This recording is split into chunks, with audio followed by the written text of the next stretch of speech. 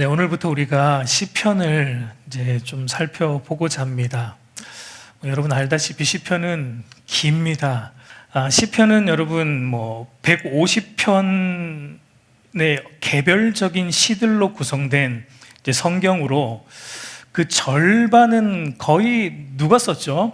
네, 다윗이 썼습니다. 그래서 보통 시편을 다윗의 시라고 부르기도 합니다. 이 150편의 시편은 총 5권으로 이제 나누어져 있는 것을 우리가 보게 됩니다.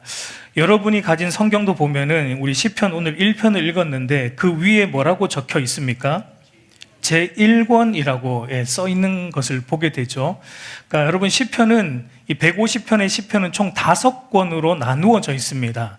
1권은 1편부터 41편까지 이렇게 1권이고 2권은 42편부터 72편까지 그리고 3권은 73편부터 89편까지 4권은 90편부터 106편까지 5권은 107편부터 150편까지 이렇게 여러분 나누어져 있어요.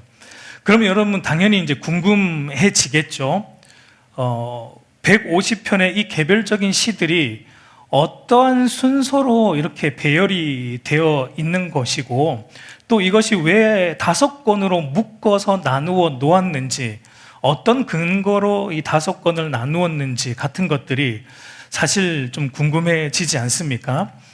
이것에 대해서 좀 간략하게, 사실 간략한 건 아니지만 간략하게 조금 다루고 우리가 1편을 오늘 들어가 보고자 하는데 이 150편의 개별적인 시들이 여러분 이와 같은 순서로 배열이 되어 있고 또 이 150편의 시들을 5권으로 분류해서 나누어 놓은 것은 이 시편을 모은 이 시편 편집자의 어떤 의도가 있는 것인데 그것은 다윗으로부터, 다윗이 이제 중심이니까 다윗으로부터 바벨론 포로기까지 이 역사의 흐름을 따라 좀 분류를 함으로 그러니까 다윗 언약을 참으로 성취하시는 분은 다윗 왕이 아니라 참 왕이신 여호와 하나님이심을 보여주고자 하는 것이고 그러므로 참 왕이신 여호와 하나님을 경외하는 것이 지혜의 근본이자 인간의 참된 본분임을 알게 하려는 의도로 이와 같은 배열과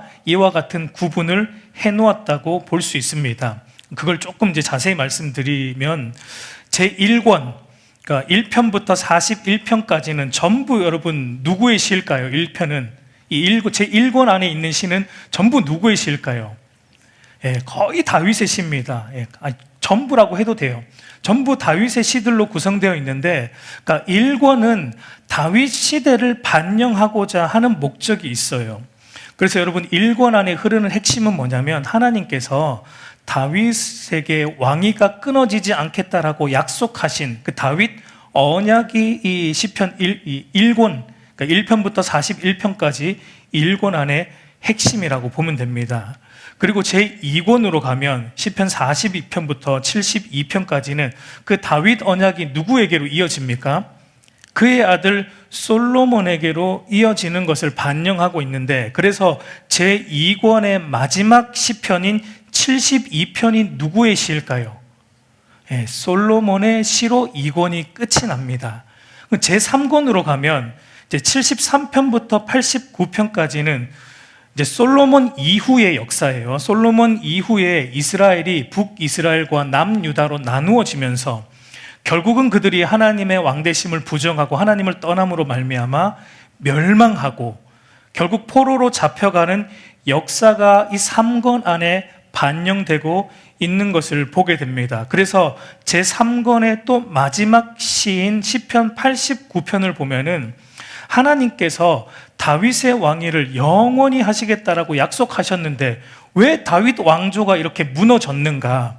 하나님의 약속이 왜 깨어졌는가에 대한 이 다윗 왕조의 멸망과 하나님의 언약이 깨어진 것 같은 것에 대한 탄식 섞인 질문들이 주로 나오고 있는 것을 우리가 보게 되는데 우리 시편 89편 49절 말씀을 우리 한번 같이 읽어보겠습니다. 주여 주의 성실하심으로 다윗에게 맹세하신 그 전에 인자하심이 어디 있나이까? 그러니까 이게 탄식하며 묻고 있는 거예요. 다윗에게 하나님이 언약하셨는데, 다윗의 왕권이 영원할 것이다라고 언약하셨는데 지금 이스라엘이, 유다가 무너졌습니다. 다윗 왕조가 무너졌습니다. 도대체 그 하나님의 그 전의 인자하심이 지금 어디에 있습니까? 왜 무너졌습니까? 하나님의 언약이 깨어진 건 아닙니까? 라고 탄식하며 질문하고 있는 게 제3권 안에 있는 좀 탄식의 내용입니다.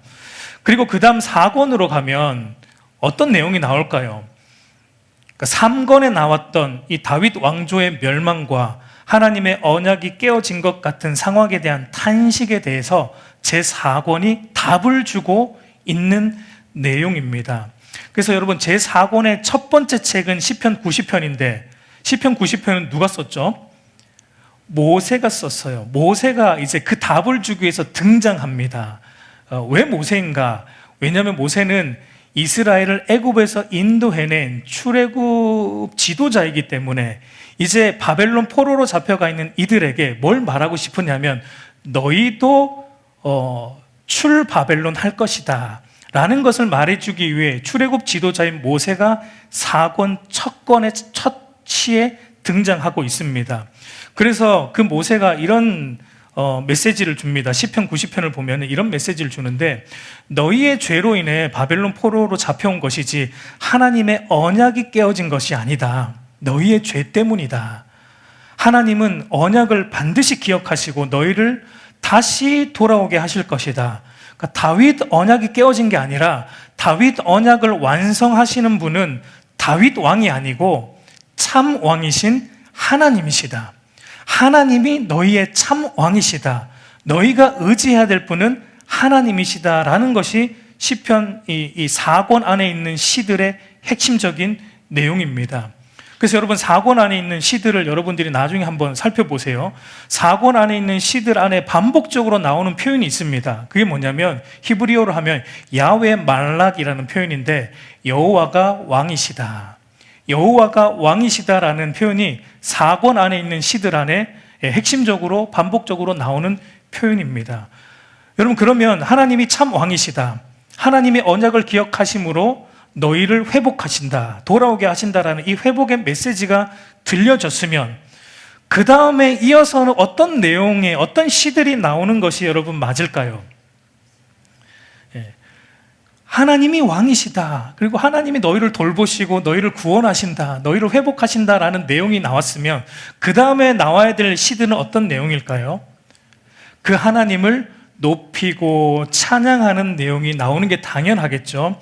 그래서 여러분, 시편이 제5권으로 구성된 대부분의 시들을 보면 전부 내용이 뭐냐면 여호와를 찬양하라, 할렐루야 시예요. 할렐루야 시. 그러니까 할렐루야가 반복적으로 나오는 것을 보게 됩니다. 그래서 제5권의 마지막 시편이자 시편 전체의 마지막 시편인 우리 150편을 보면 할렐루야로 시작해서 할렐루야로 끝이 나요. 우리 150편 1편을 한번 같이 읽겠습니다. 할렐루야, 그의 성소에서 하나님을 찬양하며 그의 권능의 궁창에서 그를 찬양할지어다. 그리고 150편 마지막 6절도 보면 한번 같이 읽겠습니다. 호흡이 있는 자마다 여호와를 찬양할지어다. 할렐루야. 그러니까 할렐루야로 시작해서 할렐루야로 끝이 나는 것을 보게 되죠. 여러분, 이것이 바로 시편 이 150편의 시들이 이와 같은 구조로 배치가 된 이유입니다.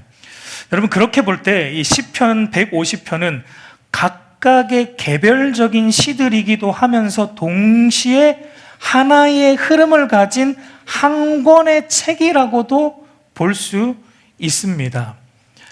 그리고 그 시편 전체에 흐르는 하나의 주제는 하나님이 우리의 왕이시다, 하나님이 참 왕이시다, 그 왕이신 하나님께서 언약을 이루신다, 하나님께서 우리의 구원을 온전히 이루신다라는 게 시편 전체에 흐르고 있는 핵심적인 주제라고 볼 수 있습니다. 이제 우리가 앞으로 각각의 시들을 살펴보겠지만 이와 같은 구조 안에서 개별적인 시들을 이해할 필요가 있다는 점을 먼저 염두해 두시면 좋을 것 같습니다. 그럼 오늘 이제 우리가 읽은 시편 1편으로 들어가 보면, 시편 1편은 여러분 시편 전체, 150편 시편 전체의 서론이라고 보면 돼요. 서론이라고 보면 되는데, 여러분 시편 전체의 주제가 하나님이 우리의 왕이시다, 하나님이 참 왕이시다.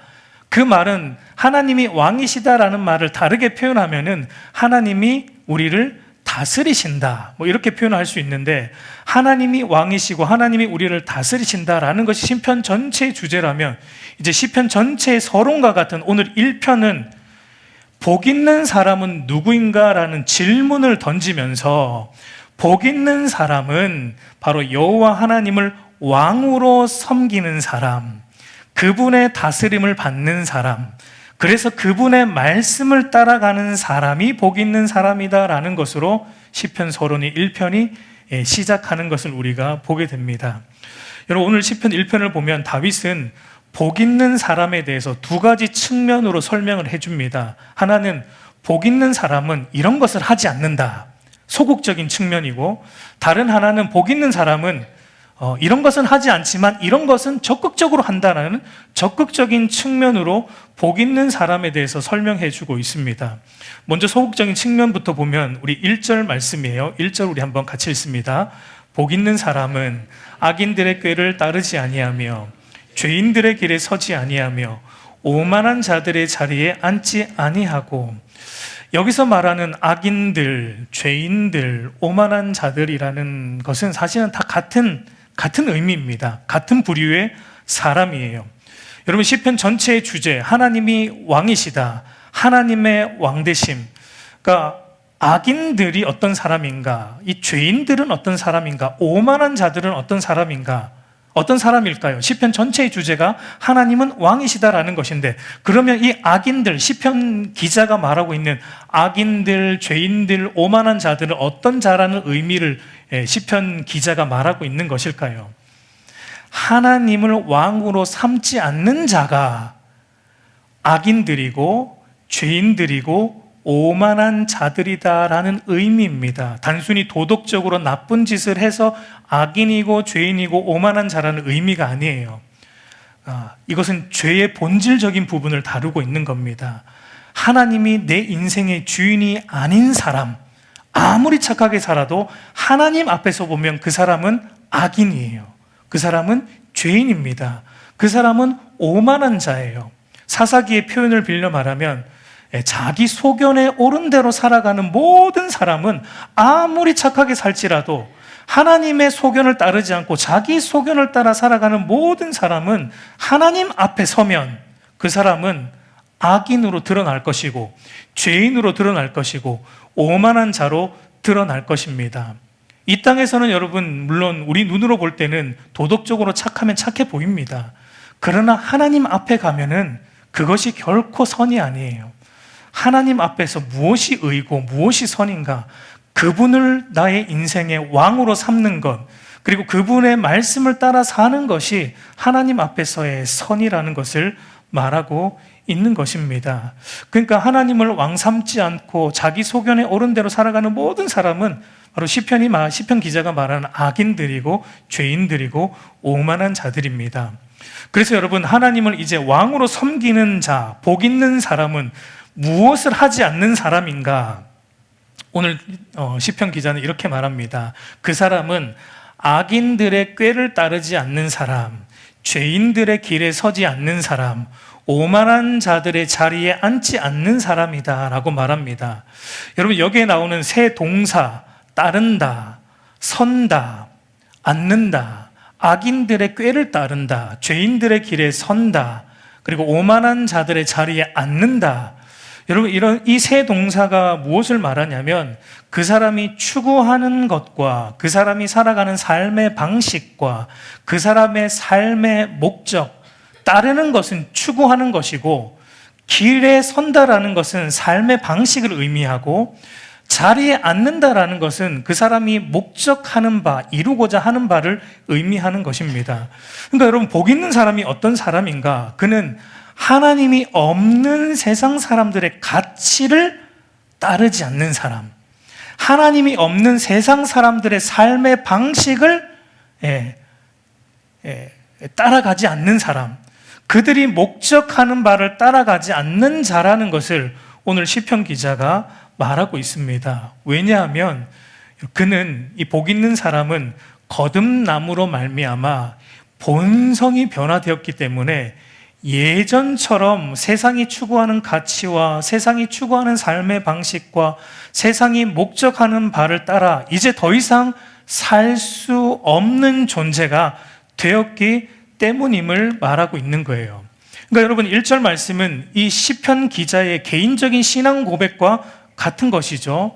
시편 기자도 이전에는 자기가 이렇게 살았지만 이제는 거듭남으로 중생함으로 말미암아 이와 같은 방향 전환이 있었다라는 것을 말하고 있습니다. 그러니까 시인 자신도 예전에는 하나님이 없는 세상 사람들이 가치롭게 여기는 걸 자기도 가치롭게 여기며 살았다는 겁니다.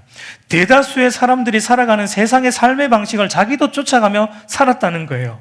모든 사람이 목적하는 바를 자기도 목적하며 살았다는 겁니다. 잘 먹고 잘 사는 그것이 목적이 되어 자기도 살았다는 겁니다. 그런데 하나님의 은혜로 중생함으로 말미암아 이제는 그렇게 할 수 없다라는 고백이에요. 이제는 세상 사람들을 따라가던 그 삶에서 완전히 돌아섰기 때문에 이제는 그들의 꾀를 따르지 않고 그들이 걸어가는 길을 나도 따라가지 않고 그들이 목적하는 그 자리에 나도 앉지 않는다. 이런 자가 복이 있는 자다라고 말하고 있는 것입니다. 여러분 그렇다면 이제 이 복 있는 사람은 그런 세상 사람들의 가치와 삶의 방식과 어떤 목적을 따라가지 않지만 이제는 무엇을 따라간다라고 말하고 있습니까? 이제 이것이 복 있는 사람의 적극적인 측면인데 2절 말씀이에요. 우리 2절도 한번 같이 읽습니다. 오직 여호와의 율법을 즐거워하여 그의 율법을 주야로 묵상하는도다. 여러분 복 있는 사람은 소극적으로는 이제 더 이상 세상 사람들이 쫓아가는 그 가치, 돈과 명예와 성공, 그것을 최고의 가치로 여기며 더 이상 우리 그리스도인들은 복 있는 사람은 쫓아가지 않아요. 그들이 살아가는 삶의 방식을 쫓아가지 않습니다. 그들이 목적하는 바를 추구하지 않습니다. 우리는 그렇지 않습니다. 소극적으로는 그걸 따르지 않아요. 그런데 이제 적극적으로, 그러면 무엇을 따라갑니까? 적극적으로 이제 우리는 무엇을 따라가냐면 하나님의 율법, 곧 하나님의 말씀을 즐거워함으로 추구함으로 하나님의 말씀만을 따라간다라는 것을 말하고 있습니다. 여러분 사도 바울이 중생함으로 말미암아 이전에 자기가 유익하게 여기던 세상 것들을 이제는 더 이상 유익하지 않게 여기게 되었고 이제는 오직 그리스도를 아는 것만이 자기에게 유익한 것이 되었다라고 말하듯이 복 있는 사람, 그러니까 중생함으로 말미암아 하나님을 주인 삼은 사람은 이제 자신이 예전에 즐거워하던 세상 것들을 더 이상 즐겁게 여기지 않고 이제 무엇이 그에게 가장 즐거운 것이 되었냐면 여호와의 율법이 가장 즐거운 것이 되었다라고 말합니다. 여호와의 말씀이 가장 즐겁고 그 말씀을 따라 사는 것이 자기의 유일한 즐거움이 되었다라고 말하고 있는 거예요. 여러분 우리가 중생했다, 거듭났다라는 것의 가장 큰 증거가 무엇입니까? 우리가 진실로 거듭났다라는 것의 가장 큰 증거는 저와 여러분 안에 하나님의 말씀을 사랑함이 있는가, 이거를 점검해 봐야 돼요. 저와 여러분 안에 하나님의 말씀, 이 율법, 하나님의 말씀을 사랑하는 마음이 없다? 여러분 그거 거듭난 거 아니에요. 교회 아무리 다녀도 그 중생한 거 아닙니다. 여호와의 율법을 즐거워하는 사람만이 복 있는 사람이에요. 여호와의 율법 말씀을 즐거워하는 사람만이 진실로 거듭난 사람입니다. 왜냐하면 여러분 하나님의 말씀을 통하지 않고는 우리가 하나님을 알 수가 없습니다. 그리스도를 알 수가 없습니다. 하나님의 말씀을 통하지 않고는 우리가 하나님을 어떻게 섬겨야 되는지, 어떤 것이 바른 섬김인지, 어떤 것이 바른 믿음인지 말씀을 통하지 않고는 우리가 알 수가 없어요. 그러니까 여러분 거듭난 신자는 당연히 하나님을 바르게 섬기기 위해서, 하나님을 알기 위해서는 하나님의 말씀을 사랑함으로 이 말씀을 즐거워하게 되는 자리로 가게 되어 있다라는 것을 말하고 있는 거예요. 그래서 여러분, 우리가 진실로 거듭났는가? 우리가 말씀을 어떻게 대하고 있는지를 보면 어느 정도 여러분 알 수 있습니다. 정말 내가 하나님의 말씀을 사랑하는가? 그리고 그 말씀을 사랑함으로 주야로 묵상하는가? 이것을 봐야 돼요. 여러분, 말씀을 묵상한다라는 것은 어떤 의미입니까? 말씀을 묵상한다라는 것은 단순히 말씀을 읽는다라는 의미가 아닙니다. 여러분, 묵상을 하려면 당연히 읽는 것은 선행이 되는 겁니다. 말씀을 묵상하기 위해서는 당연히 말씀을 읽어야 됩니다. 그러나 여러분, 묵상이라는 것은 읽는 것 이상의 의미를 말하는데, 그러니까 말씀을 읽고 듣고 배운 그 말씀이 내 것이 될 때까지 붙들고 있는 게 묵상입니다. 읽은 말씀, 들은 말씀, 그 배운 말씀을 그냥 읽고 듣고 배운 것으로 넘어가는 것이 아니라 그것이 정말 나의 말씀이 될 때까지, 내 안에 그 말씀이 살아 역사할 때까지, 그 말씀이 나의 전 존재를 붙들 때까지, 그 말씀이 나의 전 존재와 나의 전 삶을 인도해 갈 때까지 그 말씀을 계속해서 되뇌이고 되새김으로, 그리고 말씀을 깨닫게 하시고 우리 안에 적용해 주시는 성령 하나님을 계속해서 의지함으로, 하나님께 간구하고 기도함으로 이 말씀이 내 안에서 살아 역사할 때까지 그 말씀을 붙드는 것이 바로 말씀을 주야로 묵상하는 것의 의미입니다. 주야로 묵상한다고 해서 밤낮으로 말씀만 읽고 있다, 그런 의미가 아니에요. 그러니까 이 말씀이 정말 내 안에서 살아 역사할 때까지 우리가 그 말씀을 품고 있는 겁니다. 그래서 또 꺼내어서 생각하고, 또 꺼내어서 되새기고, 또 꺼내어서 그 말씀을 생각하면서 이 말씀 속에 하나님이 무엇을 나에게 말씀하려고 하는가? 이 말씀이 말하고 있는 하나님과 그리스도는 어떤 분이신가? 이 말씀이 하나님이 그리스도를 통해서 우리를 어떻게 구원하고자 하시는가? 이 말씀을 통해 하나님이 내 삶을 어떻게 인도하시는가? 이 말씀을 통해 내 안에 있는 죄는 어떤 것인가? 내가 버려야 할 죄들은 어떤 것인가? 여러분, 그것을 말씀을 가지고 계속 되뇌이고 생각하면서 그 말씀이 완전히 내 안에서 최하가 되도록 하는 작업이 묵상하는 작업이라는 것입니다. 여러분, 오늘날 교회를 보면은 성경에 대해서 해박한 지식을 가지고 있는 사람들은 굉장히 많습니다. 성경 지식이 많은 사람은 굉장히 많아요. 그런데 참으로 경건한 사람은 찾아보기 힘들어요. 오늘날 교회 안에 성경 지식에 대해서는 빠삭한데, 근데 그 말씀을 진실로 사랑함으로 살아내려고 몸부림치는 사람은 별로 없습니다. 경건한 사람은 찾아보기 힘듭니다. 여러분, 그 이유가 무엇입니까? 말씀을 읽기는 읽는데, 듣기는 듣는데, 배우기는 배우는데 뭘 하지 않습니까? 묵상하지는 않아요. 말씀을 개인의 삶 속으로 가져가서 다시 꺼내어서 깊이 생각하고 깊이 되뇌어서 정말 내 것이 될 때까지 그 말씀 붙들고 씨름하는 그 경건의 작업이 우리 안에 없습니다. 여러분, 이것이 없으면 절대 여러분 신앙은 성장하지 않습니다. 이것이 없으면 여러분 우리의 경건은 자라지 않습니다. 말씀을 묵상하는 자가, 오늘 분명히 시편 기자가 말하고 있습니다. 그 자가 복 있는 사람이다 라고 말하고 있는 거예요. 여러분, 어떤 물보다 달고 신선한 물이 있는 깊은 우물이 있다라고 가정을 할 때, 여러분, 그 깊은 우물에 있는 물을 마시려면 어떻게 해야 됩니까?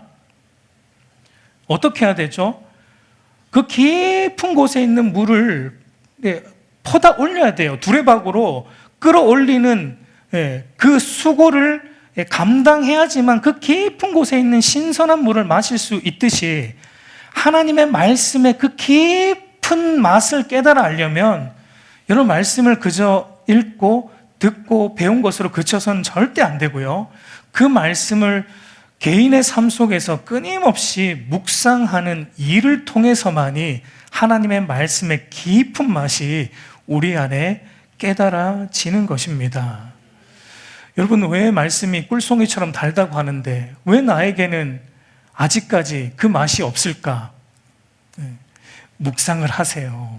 말씀을 가지고 묵상을 하세요. 왜 이 자리에 앉아서 여러분 듣고만 계십니까? 왜 말씀을 듣고 그냥 돌아만 가십니까? 여러분, 하나님의 말씀을 여러분의 삶의 자리에서 깊이 마음속에 품고 계속 꺼내어서 또 묵상하고 그 말씀 앞에 또 엎드리고 그 말씀 붙들고 어떻게든 살아내려고 여러분 한번 몸부림을 쳐보세요. 하나님 붙들고 한번 몸부림 쳐보세요. 그 말씀이 여러분의 삶 속에 어떻게 살아 역사하는지 여러분 그 맛을 한번 봐야죠. 우리가 그리스도인이라면 그 맛을 한번 봐야죠. 하나님이 저와 여러분의 삶을 새롭게 인도해가는 그 맛을 봐야죠. 저와 여러분의 삶에 끊임없이 하나님이 새 힘을 공급해 주시고 우리가 힘들어서 누워있을 때 독수리가 날개쳐 올라간 같은 그런 새 힘을 말씀을 묵상함을 통해 우리 안에서 끄집어내어 주시는 그 하나님의 일하심을 저와 여러분이 맛보아야 되지 않겠습니까? 그러려면 여러분 말씀을 묵상해야 돼요. 말씀을 깊이 되뇌이며 묵상해야 됩니다. 여러분, 그럴 때 여러분 하나님이 우리 삶에 어떤 역사를 일으켜내시는가, 우리 3절 말씀을 한번 볼까요? 같이 읽습니다. 그는 시냇가에 심은 나무가 철을 따라 열매를 맺으며 그 잎사귀가 마르지 아니함 같으니 그가 하는 모든 일이 다 형통하리로다.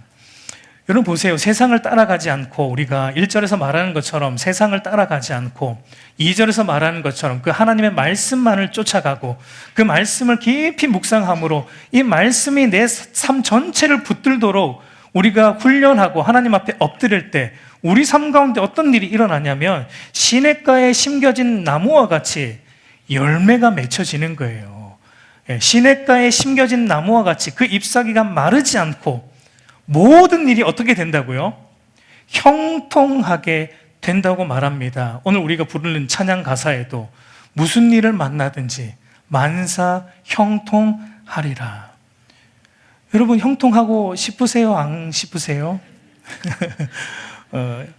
무슨 일을 만나든지 형통하고 싶으시잖아요. 그 비결이 어디에 있다고요?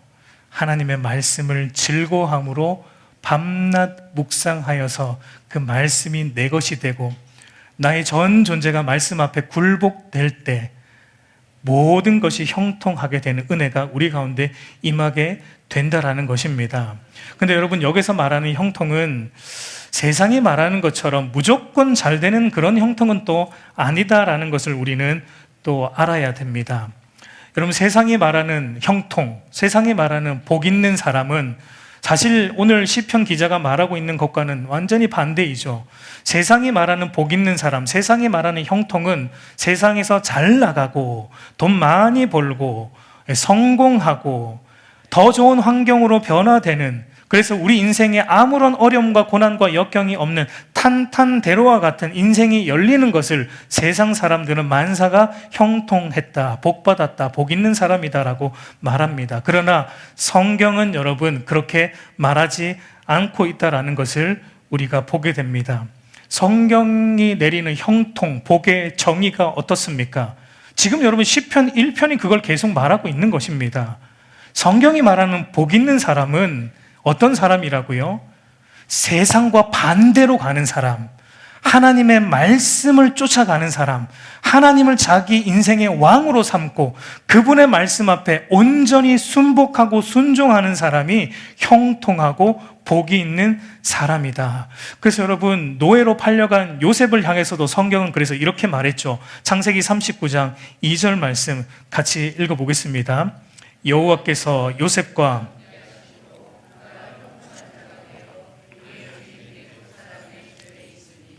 여러분 요셉이 형통한 자가 되었다. 시편으로 말하면 복 있는 사람이다. 요셉은 복 있는 사람이다 라고 말하고 있는데 요셉이 복 있는 사람인 이유가 무엇입니까?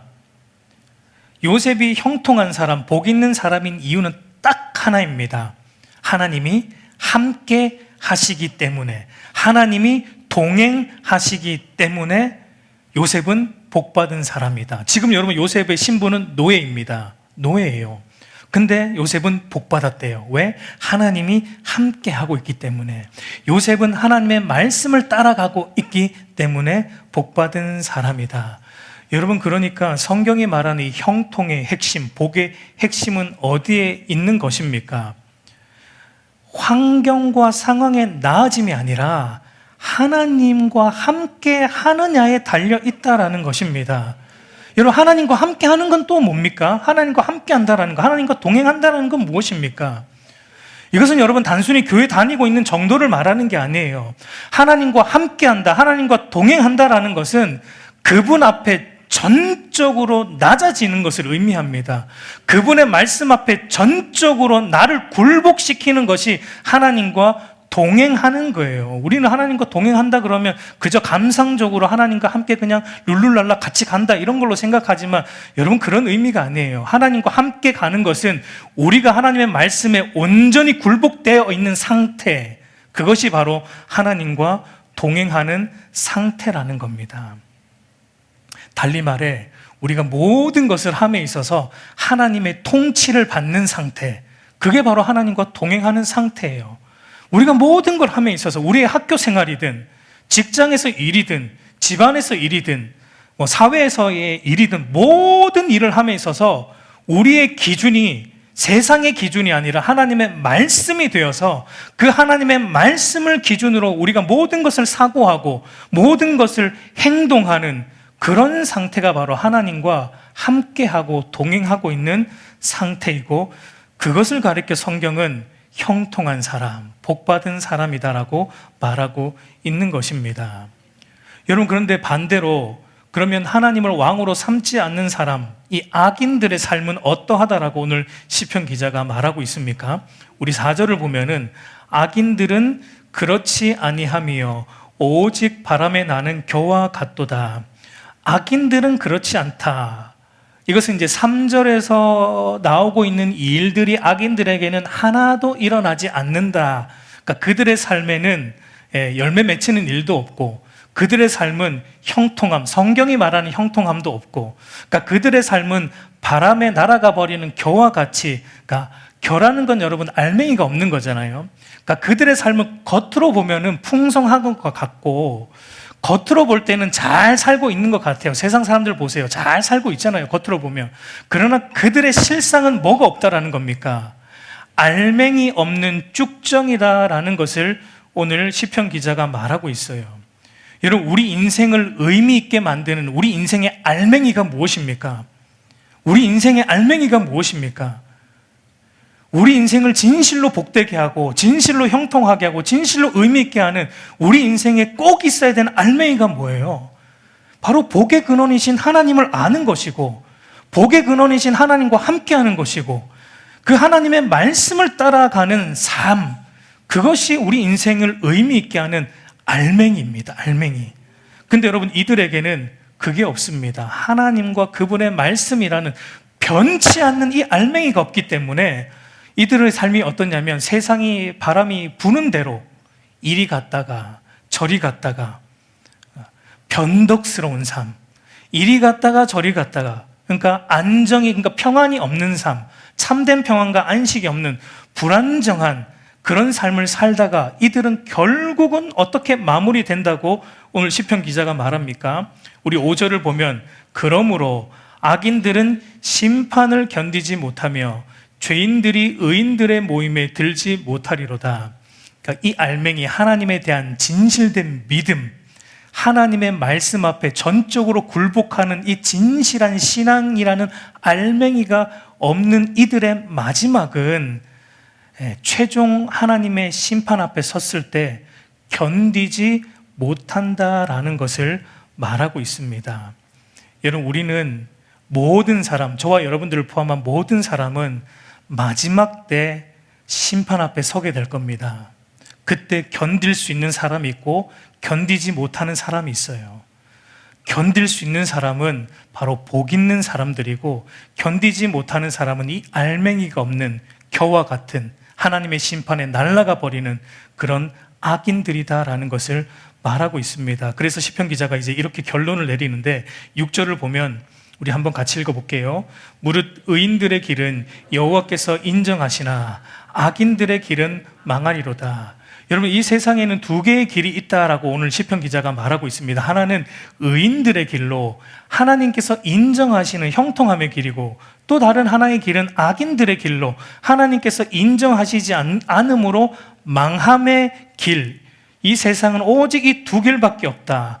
예수님의 산상수훈의 표현을 빌려 말하면 하나는 좁은 문이고 좁은 길이고, 또 다른 하나는 넓은 문과 넓은 길이죠.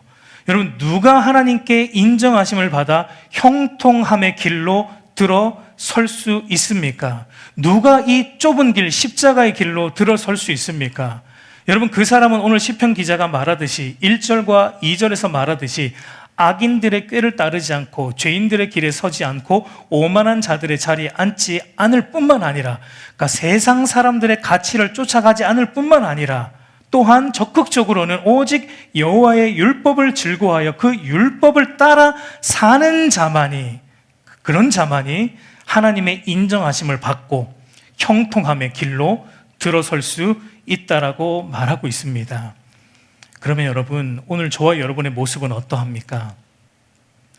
우리는 진실로 여러분, 이 세상 사람들이 추구하는 것을 하나도 추구하지 않고 있습니까? 이 세상 사람들이 살아가는 삶의 방식을 우리는 하나도 쫓아 살지 않고 있습니까? 이 세상 사람들이 목적하는 바를 우리는 하나도 목적하지 않으며 오로지 하나님 나라의 영광만을 목적 삼고 살아가고 있습니까? 어떻습니까?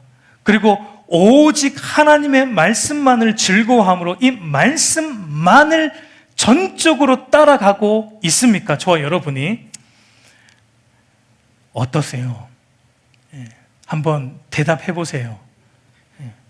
자신 있게 예스라고 말할 수 없는 것이 저와 여러분의 솔직한 모습이죠.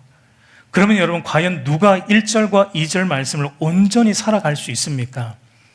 여러분, 사실상 저를 포함해서 오늘 여기 있는 여러분, 그리고 이 세상의 모든 사람들은 사실상 1절과 2절 말씀대로 우리는 살아갈 수 없는 자들입니다. 우리는 1절과 2절 말씀에 모두 실패한 자들이에요. 그래서 우리는 사실 복 있는 사람들이 아닙니다. 엄밀한 의미에서 우리는 복받은 사람들이 아닙니다. 근데 왜 우리가 복받은 사람입니까? 근데 왜 성경은 우리를 향해 복받았다라고 말합니까? 이 1절과 2절 말씀을 이 세상에서 유일하게 지키신 한 분이 계시기 때문이에요. 여러분, 그분은 누구이죠? 바로 인간의 몸을 입고 이 땅에 오신 성자 하나님이신 예수 그리스도입니다.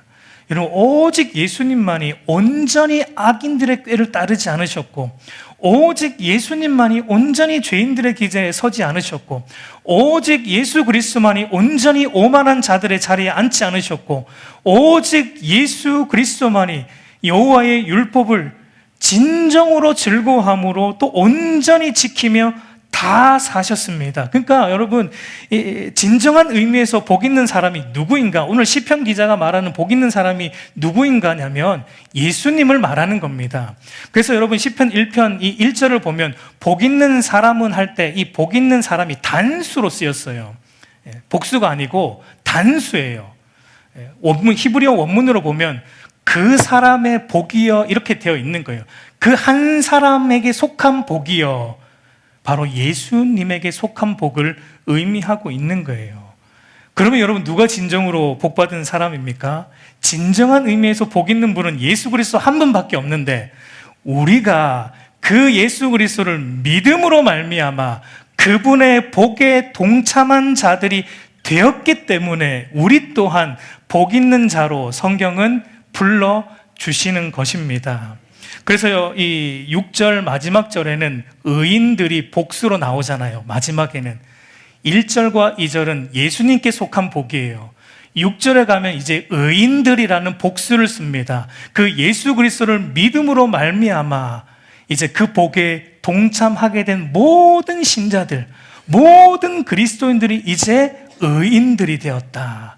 복받은 사람들이 되었다. 그 예수님과 한 몸이 됨으로 말미암아 복받은 자들이 되었다라는 것을 시편 기자가 우리에게 말해주고 있는 것입니다.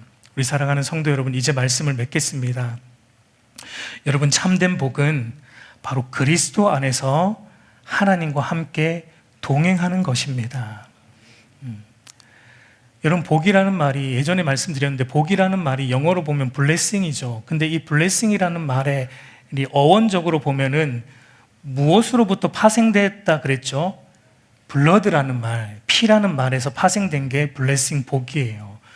그러니까 여러분, 예수 그리스도의 피가 없는 곳에는 진정한 의미에서의 복은 없다라는 것을 의미합니다. 여러분, 출애굽할 때 6월절 어린 양의 피를 믿고 그 피를 바른 집만이 죽음의 저주가 넘어가고 살았듯이 예수 그리스도의 피를 믿는 자만이, 그리스도의 십자가를 믿는 자만이 저주로부터 건져 복의 근원이신 그 하나님을 믿음으로 복된 인생이 된다라는 것을 오늘 말하고 있습니다. 여러분, 우리 안에 뿌리 박혀 있는 이 잘못된 형통과 복의 관념을 좀 우리가 이제는 깨트려야 돼요. 우리 안에 여전히 자리 잡고 있는 이 세속적인 복의 관념, 무조건 성공하고 겉으로 잘 되는 것을 우리는 복과 형통으로 붙잡고 있는데, 성경은 단호하게 말합니다. 그게 복이 아니고, 복이라는 것은 예수 그리스도를 믿음으로 하나님과 동행하는 것, 예수 그리스도를 믿음으로 하나님의 말씀을 따라 살아가는 그 인생이 된 것, 그래서 그 말씀이 세상 어떤 것보다 자기의 가치가 되어 있는 자, 그래서 그 어떤 것보다 하나님의 말씀을 쫓아가고자 몸부림치는 자, 그렇게 말씀을 묵상하며 살아가고자 하는 자, 그 자가 진실로 복받은 사람이고 가장 성공한 사람이고 세상에서 가장 형통한 사람이다라고 오늘 우리에게 말합니다. 여러분, 그 은혜가 저와 여러분에게 있기를 소망합니다. 그 복이 저와 여러분의 진실한 복이 되기를 소망합니다. 머리로 말고요. 그냥 예배 시간 또 듣고 그게 복이구나 그렇게 스쳐 지나가는 거 말고요. 진실로 그 복이 저와 여러분을 사로잡아서 세상 속에서 이 예수 그리스도께 메인 자로, 바울처럼 예수 그리스도를 아는 것이 가장 고상하다라고 여기는 것이 우리의 삶의 전체 속에서 일어나는 그 은혜가 저와 여러분에게 있기를 우리 주님의 이름으로 축복합니다.